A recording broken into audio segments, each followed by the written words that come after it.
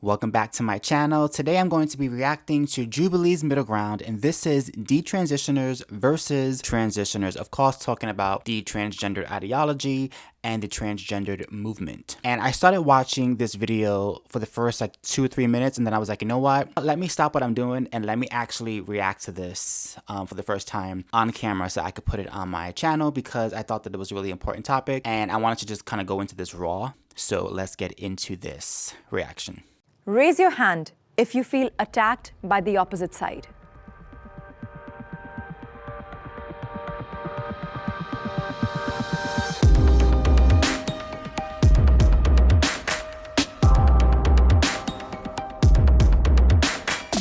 Step forward if you agree with the prompt. Gender-related treatment should be banned for minors. I repeat, gender-related treatment should be banned for minors. Medical transition is no place for a child. I transition as an adult and I have medical complications. I have mental health issues. Child cannot consent to a medical transition because kids want to eat ice cream every day. It doesn't mean that they should. I kind of agree with you on that as well, because we have so many rules and regulations when it comes to tobacco or alcohol or any type of drugs. Driving a car, you can't even rent a motel until you're like 25. There's some specific things that we need to put into place that I think would help protect our children, because the minors themselves really don't know who they are until they become 25, 26 years old. Their minds aren't fully developed, and it kind of breaks my heart a little bit. As a minor, I was a teenager who had a lot of mental health issues and had been sexually exploited and hated my body. And it ended with me kind of finding spaces where that was twisted into, no, you're just a boy in the wrong body. And it ended with me having my first ever medical intervention being a double mastectomy at 16, before any hormones, before anything else.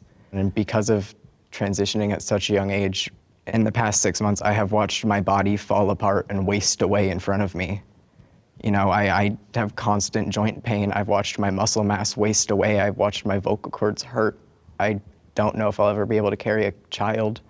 So if you guys have been on my channel for quite some time, you already know what my answer would be. 110%, I believe that transgendered care or gender-affirming medical care should not be available to minors. I really feel bad for Luca. You could really tell that she is still struggling with some deep emotional issues and scars. The fact that she had a double mastectomy at 16.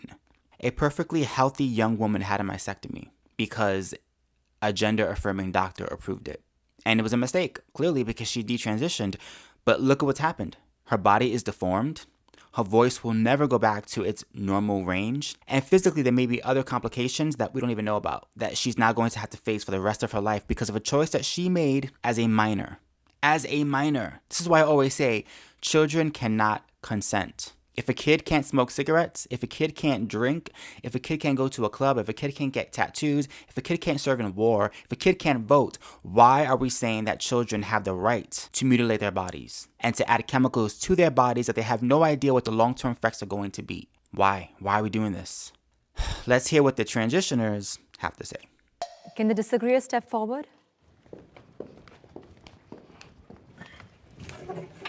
I mean, if we're going to be honest, every major medical organization supports gender-affirming care for trans youth. They say it's safe and it's life-saving.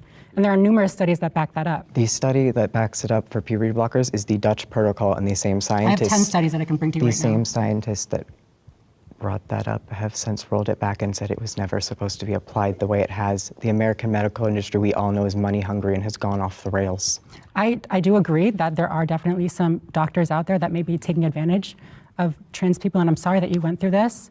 Truly, I really am sorry, but trans kids are valid, and it's not a decision that they're making. Right. It's healthcare. I want to speak to that real quick. I came out 13 years ago when I was 14, and I knew, not that I was trans, but that I was a boy.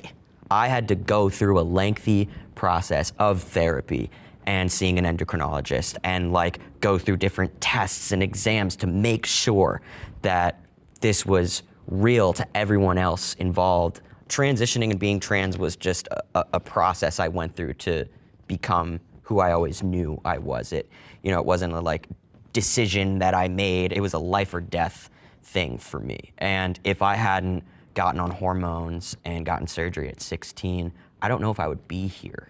As a father, I have 4 kids, and also as a trans person, I think that knowing what it looked like for me as a child, and that experience of going through all of the turmoil and all of the trepidation around my gender identity, I would not put my children in that situation. And also, I don't think that surgeries should be allowed for minors. Like, when we look at the data and we look at the statistics and we look at the research, the vast majority of these surgeries are happening to adults. They're not minors. Yeah. So let's start there, right? And then further than that, if we look at puberty blockers are reversible. So when it comes to children, when we talk about puberty blockers, that gives them a shot. Yeah. And it gives them autonomy over their bodies. It gives them a space that they can explore their expression. They can explore who they are without surgeries, without all of these other things that could have permanent effects. I'm really glad that Lucky at least admitted that doing surgeries on children, gender-affirming care surgeries, sex changes, is inappropriate for children. Like, let's just let it be adults. Let's start there and keep it there. So I'm glad that they said that, because I was worried for a second where they were going with that. And I'm glad that, they were able to concede that, hey, even though I transitioned as an adult, I know how grueling it was for me, and I wouldn't want to put a child through that. And that definitely, I agree with that. As far as the other, I forgot the girl's name, but the one that said that, the medical professionals say this and they say that. And I was so happy that it was countered with, well, wait a minute. Doctors are saying a lot because doctors make a lot of money from gender affirming care. I actually did a video where you have a doctor who's at a convention and with other doctors, and she is giving them a rundown of how much money a facility can make based on gender affirming care. And she's talking about it like drooling at the mouth. Like, you can make this much money if you have a mastectomy. And it's a lot of money. These surgeries make a lot of money. So female to male chest reconstruction can bring in $40,000. A patient just on routine hormone treatment, who I'm only seeing a few times a year, can bring in several $1,000s. That requires a lot of visits and labs. It actually makes money for the hospital. And I just want to give you an idea of how much these bottom surgeries are making. And I think this has to be an underestimate. This is for a vaginoplasty. They're quoting roughly around $20,000 for a vaginoplasty, but that doesn't include your hospital stay. That doesn't include your post-op visits.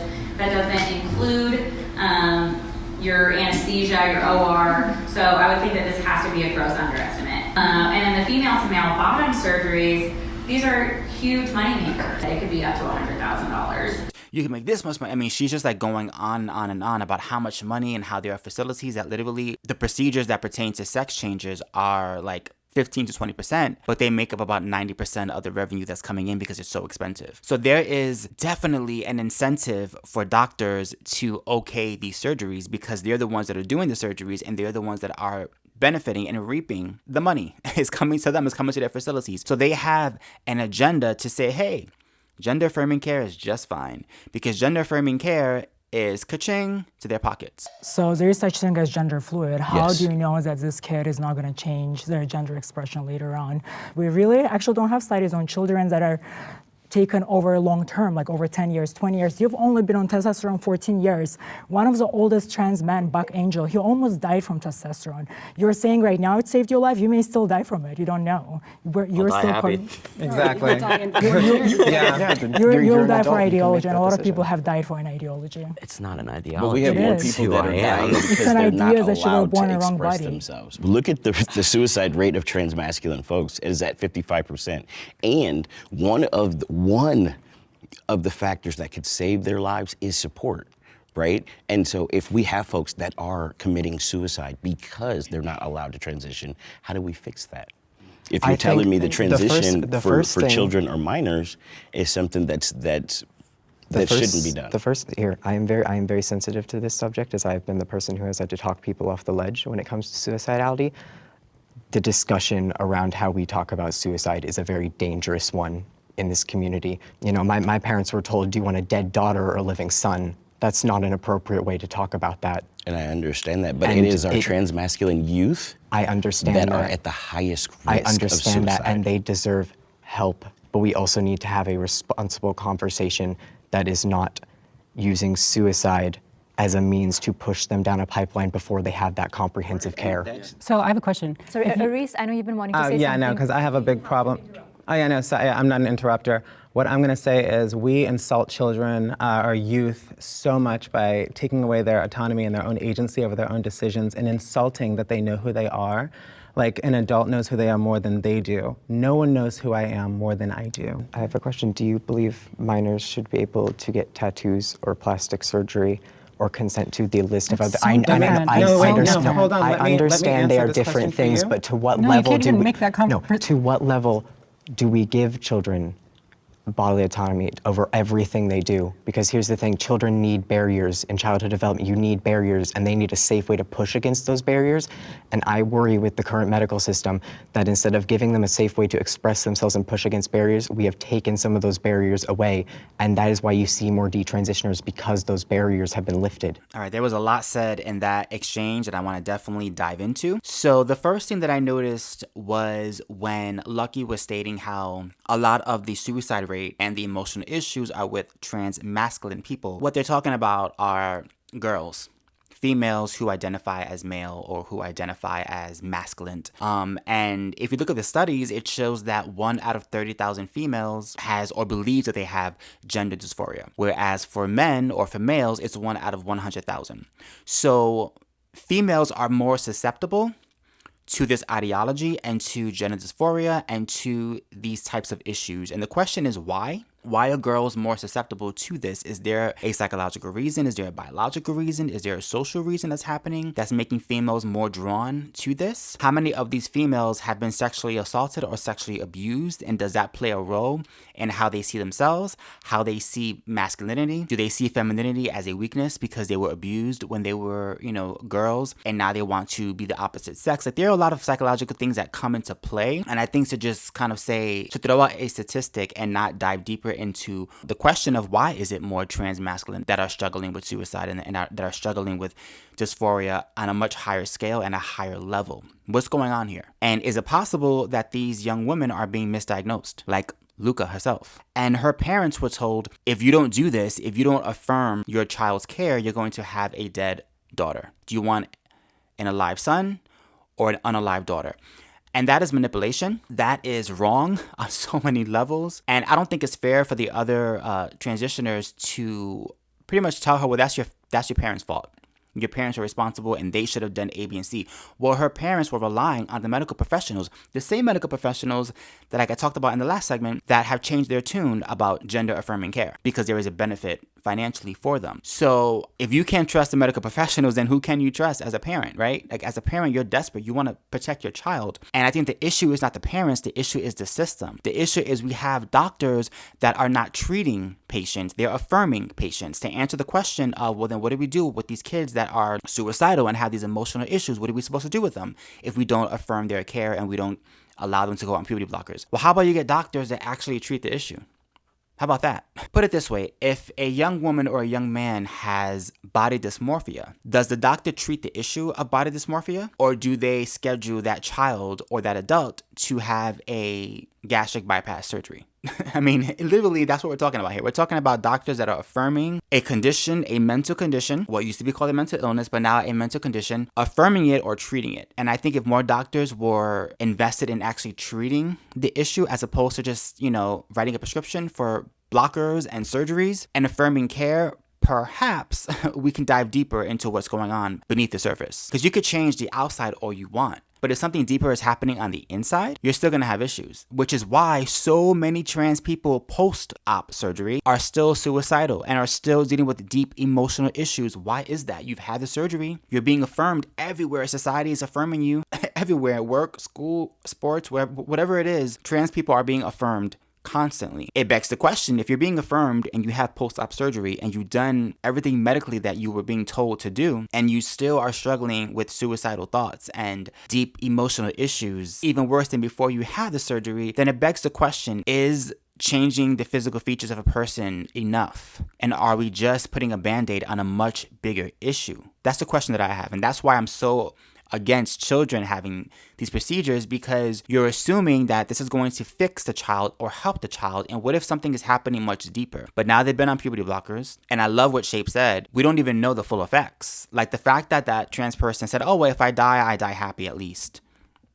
That's insane to me. Like, you're literally a guinea pig for science. These children are guinea pigs. And to say, well, putting them on puberty blockers is not a big deal because it just pauses things for a second, you know, and then if they want to go back on it or if they want to get off of it, they can get off of it and then their puberty comes. Well, the problem with that is you're literally stopping nature from happening and you're stopping a natural process. And you do not know the long-term effects of doing that to a person. You may not see it or feel it for another 20 years. You have no idea what effects you are causing in that child's body when you stop the puberty process. And the fact that we're willing to just say, okay, well, we'll figure it out when we get there is so irresponsible to me. And again, it makes me go back to children cannot consent. So I'm definitely going to do more parts to this video because this is a very long video. It's almost, I want to say 45 minutes, and I don't want to do a 45-minute YouTube video reacting to this. So I'm going to stop the video here, and I'm definitely going to continue watching, and I will film, and I will put out the other parts. I may do 1 or 2 more parts to this series. I'm not sure yet. So definitely look out for that. If you guys enjoyed this content, please do not forget to like, comment, and subscribe. I just hit 32,000 subscribers. Crazy, crazy, crazy, crazy. Thank you so much. I love you guys so much. I see your comments, I see your likes, I see your shares, and I'm just like so thankful. You guys are freaking amazing. If you want to support me on my other social media platforms, you can also follow me on Instagram and on TikTok. Curly Boy Chuck on all social media platforms where I'm getting canceled every single day just for you. Until next time, you guys. Peace.